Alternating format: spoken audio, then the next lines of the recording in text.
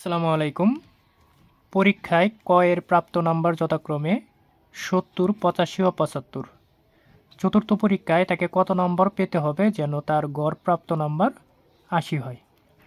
Option ক হচ্ছে ৮২, option খ হচ্ছে ৮৮, অপশন গ হচ্ছে ৯০ এবং অপশন গ হচ্ছে ৭৮। তাহলে অলরেডি এখানে তার তিনটা পরীক্ষার নাম্বার দেয়া আছে ৭০, ৮৫ এবং ৭৫। তাহলে তাকে চতুর্থ পরীক্ষায় কত নাম্বার পেতে হবে যাতে করে তার গড় নাম্বারটা ৮০ হয়? তাহলে গড়ের ক্ষেত্রে আমরা জানি যে এখানে যে নাম্বারগুলা পরীক্ষায় প্রাপ্ত সেই নাম্বারগুলা সংখ্যা দ্বারা ডিভাইড করলে তার গড়টা চলে আসে।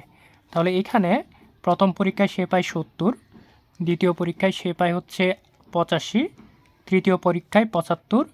আমরা ধরে নিই যে পরবর্তী পরীক্ষায় সে এক্স নাম্বার পাবে। তাহলে এখানে বিষয়ের সংখ্যা হচ্ছে ১, ২, ৩, ৪।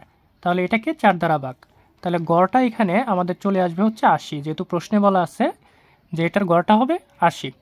তাহলে এখানে আমরা যদি এটা প্লাস করে দেই, এখানে চলে আসে ৫ আর ৫ ১০, আর ০ ১০। তাহলে ১০-এর ০ হাতে আছে ১, ১ আর ৭ ৮, ৮ আর ৮ হচ্ছে ১৬, ১৬ আর ৭ হচ্ছে ২৩। তাহলে এখানে ২৩০